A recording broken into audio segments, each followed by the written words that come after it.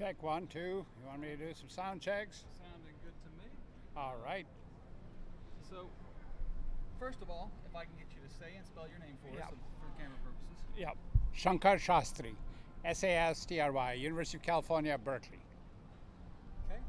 And then, what is your title at Cal? Professor of Electrical Engineering and Computer Sciences, University of California, Berkeley. And what is your role here with AI racing?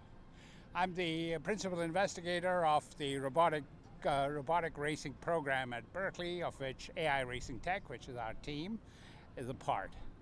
And I'm a long-standing professor of robotics, and so a lot of the effort was originated in our lab, in my lab. But of course, it's a multi-team effort, and certainly on a scale that you don't usually see in university labs. Did you? How did your involvement start as the program started? Yeah, I've been a professor at Berkeley for a while. I've taught classes in robotics. I've taught flying robots and UAVs and mobile robots and all-terrain robots.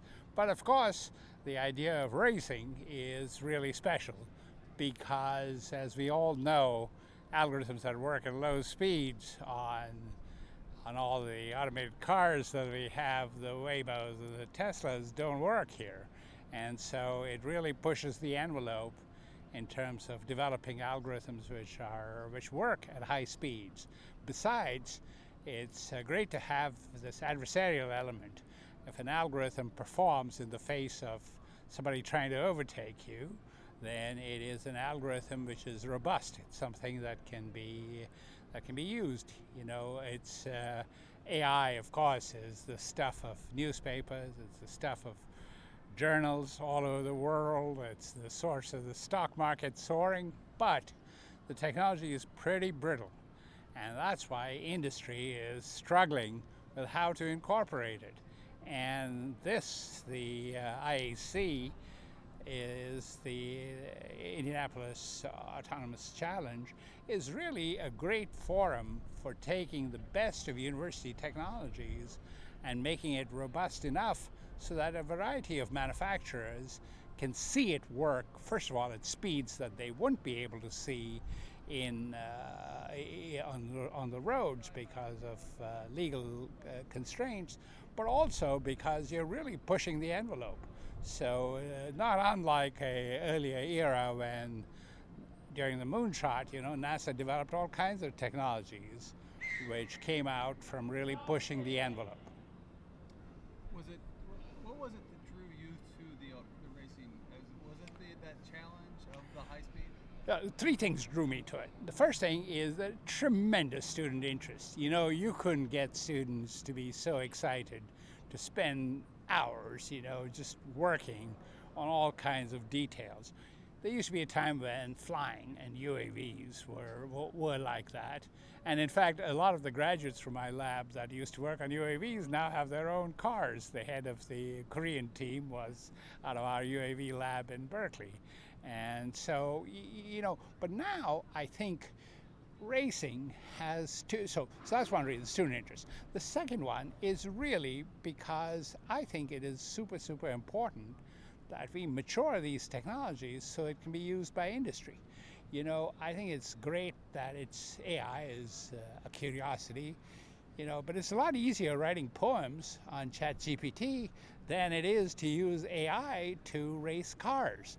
And so this challenge is really a place to try out and to mature the technologies so they can become an instrument of commerce that's used and certified. I think it's not an accident that it's hard to get self-driving cars to be certified because the technology is not yet there. And this is the kind of forum that absolutely develops it. So that's the second reason. And the third reason is that the competitive element of a race brings out the so-called adversarial, it's a competition plus collaboration. But the idea of sort of driving in the face of somebody trying to overtake you, and of course there's stylized tactics, which they should be, but they've really set up this competition so it's software against software. there's no the similar cars, pretty standard cars.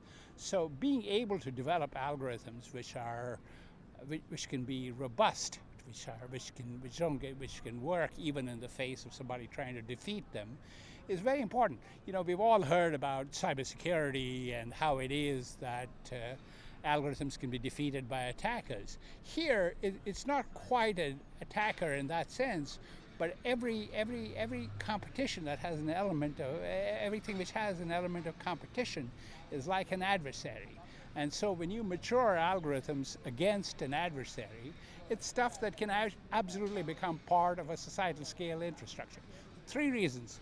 So robustness, instrument of commerce, students love it. And I gave it in the opposite order now. That's awesome. That answers a whole lot of my questions about. Just make sure. That answers a whole bunch of the questions I had about what the whole thing is about. How much does it excite you to see the progress that's been made? We've heard that we were going from 120 to 165 now in a few years.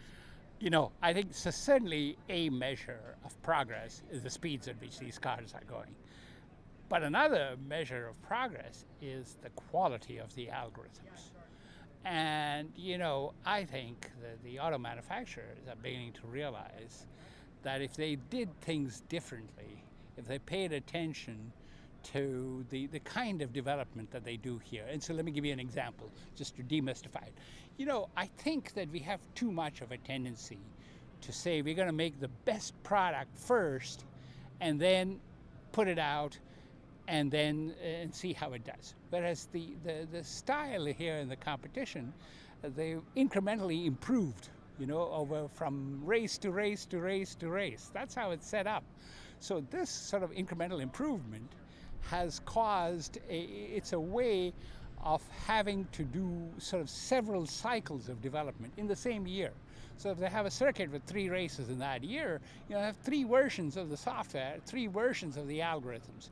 And so what has impressed me the most, in addition to going from 110 miles per hour in the beginning to now they're doing 180, 170 in lap times. I don't think they've done it in competition yet, but you know, the algorithms are just superb, and the progress on those algorithms is just nothing short of spectacular. And I think the great thing is that there are, you know, the 9 university teams, you know, so they're really, and 9 university teams, and you add up the number of universities, there's 4 universities on our team, so you add up the number of schools, you know, I think there are like 20 American schools here that are getting the benefits because, and we share all the software that we develop because with what's called the Berkeley Open License, which is we make it available, non-exclusive, royalty-free to people in the United States, and so that's a contributor to sort of national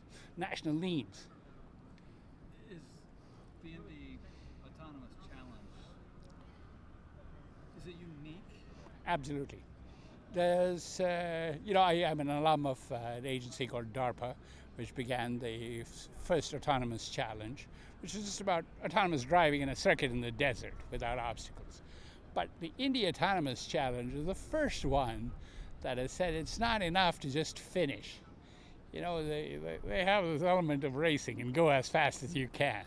So that, I think, so the race and the speed, I think it's just completely unmatched, just unmatched. Is there any, your experience here at had you experienced the Indianapolis Motor Speedway before? No, I hadn't. The closest I'd come to a motor speedway was actually to Monza.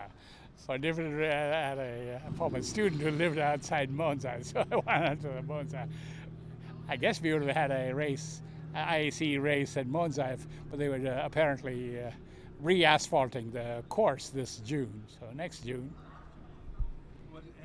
Has it been something special to be? Have you learned something? Absolutely. About this place? I mean, this is like the granddaddy of them all, and you know, we all watch on Memorial Day with the old Brickyard, and Indy 500, and the winners drinking milk, and gee, you know, this is a place of legends, so it's hallowed ground, you know, so what can I say? It's just a total thrill. Now you're getting to race. Same place. There you go, yeah. I mean, is this special to be here? just standing here at the in Petro, gasoline alley, these are all stuff that we, I'm sorry I wasn't here when you started. One quick thing. yeah, Well, actually, two quick things. Obviously, this is more than just a race. It's Yeah. more than just a competition. What do these students walk away here with? It's not a trophy. yeah. What the students walk away from is three things. Again, team. They bond in a way that is just, it is. Universities are not super competitive, as even though people that's a stereotype. But I think by sitting here, and especially the weeks and months before a race, when they stay in a few Airbnbs, and it creates bonding. The second thing they realize is, the reason we teach them all this stuff is it actually matters, and you actually need to use the most esoteric, sophisticated stuff. In fact, it's amazing that they think they're just going to use the bread and butter, but they come out here and they find out they got to use the most exotic stuff that they thought, stuff that came at the end of the term, the week before finals, and they said, hey. And it's not going to be on the finals. It turns out this is the finals, and it's on to the finals here. So that's the second reason. And the third reason is that, again, it's coming back to the competition. It's competition, but it's collaboration and competition. So the teams, our team members amongst themselves, are just fantastically bonded, and they help each other. And so this sense of being able to compete, but at the same time be friends, I think is huge. So in terms of bringing a great attitude to the students, it's hard to beat. So